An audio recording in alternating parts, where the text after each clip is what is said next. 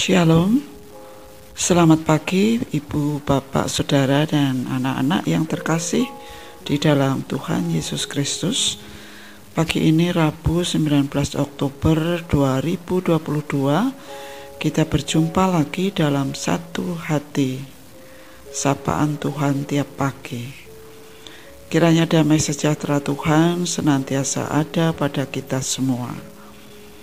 Pagi ini kita akan dibantu oleh Abel, salah seorang jemaat anak di GKJ Condong Catur, untuk membacakan Alkitab.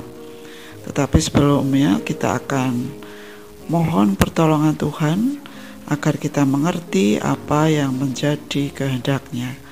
Mari kita berdoa.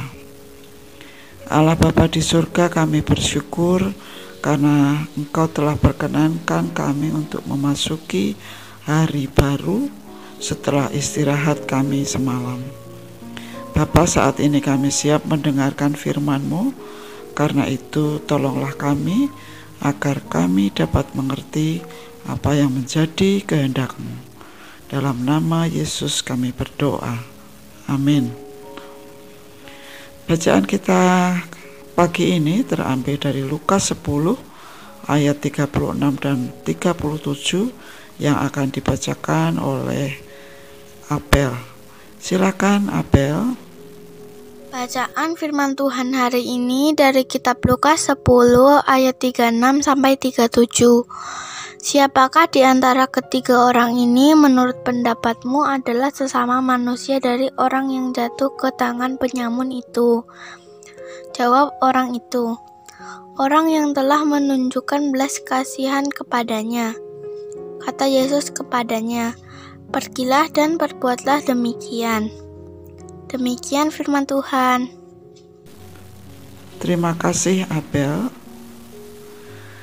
Bapak, Ibu, Saudara, dan anak-anak yang terkasih di dalam Tuhan Yesus Kristus, kemajuan di bidang teknologi informasi dan komunikasi saat ini mendorong orang-orang yang menggunakannya bisa menjadi sosok-sosok yang individualis. Sering kita melihat orang atau anak-anak bahkan begitu asik dengan peralatan elektroniknya sampai tidak peduli dengan orang di sekitarnya, tanpa disadari bahaya ketidaklupaan ini, termasuk juga sikap yang apatis, acuh tak acuh, semakin merasuki manusia pada abad ini. Sebetulnya perkara mengabaikan sesama sudah sejak dulu terjadi. Yesus menegur cara beribadah ahli Taurat dan kebanyakan orang lain yang hanya terbatas dalam ruang lingkup ibadah. Padahal hal itu bukanlah satu-satunya ekspresi kasih kepada Allah. Banyak orang yang terlalu percaya diri atau gagal paham saat mereka merasa sudah cukup mengasihi Allah dan pantas memperoleh kehidupan kekal ketika sudah memahami dan menaati ajaran Tuhan, atau saat mereka sudah beribadah di gereja. Nah, disinilah Tuhan Yesus menekankan pentingnya perbuatan nyata melalui perumpamaan seorang Samaria yang baik hati itu. Yesus menunjukkan sisi yang berbeda dari sebuah penghayatan beriman yang harus mewujud dalam tindakan nyata. Imam dan Lewi menggambarkan orang yang memilih untuk mengabaikan seseorang yang membutuhkan pertolongan. Padahal mereka adalah orang-orang yang diharapkan dapat menunjukkan belas kasihan Allah.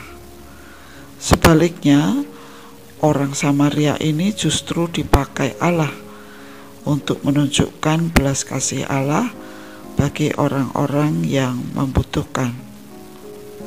Semoga saja di gereja kita tidak ada orang-orang yang seperti ahli Taurat, yang pandai berteori, pandai mengupas Alkitab, tetapi sering melupakan tindakan nyata untuk berbelas kasih terhadap sesama, untuk mengasihi sesama, untuk menolong orang yang membutuhkan.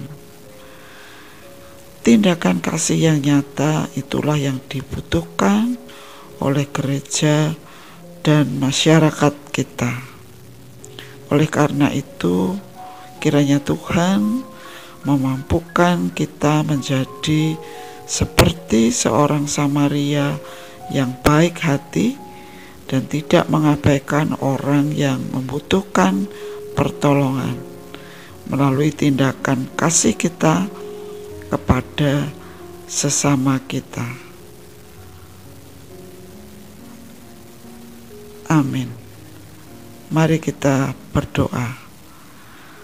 Bapa kami yang ada di surga, kami mengucap syukur Engkau telah perkenankan kami mendengarkan sebagian kecil dari firman-Mu mengenai bagaimana kami harus berbelas kasih terhadap orang lain, bagaimana kami tidak mengabaikan orang lain karena kami terlalu sibuk dengan kepentingan kami sendiri, dengan keasikan kami sendiri. Kiranya Tuhan memampukan kami untuk menolong orang lain dan untuk beribadah kepadamu tidak hanya di dalam gedung gereja saja, tetapi juga di dalam kehidupan kami sehari-hari. Terima kasih Bapa, kiranya Engkau juga menolong kami agar supaya kami dapat menjalani kehidupan kami hari ini dan hari-hari yang akan datang dengan baik atas berkat Tuhan.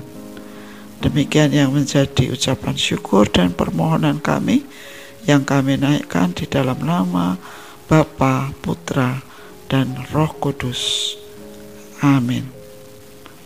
Selamat pagi Bapak, Ibu, Saudara, dan anak-anak sekalian. Selamat berkarya. Tuhan memberkati.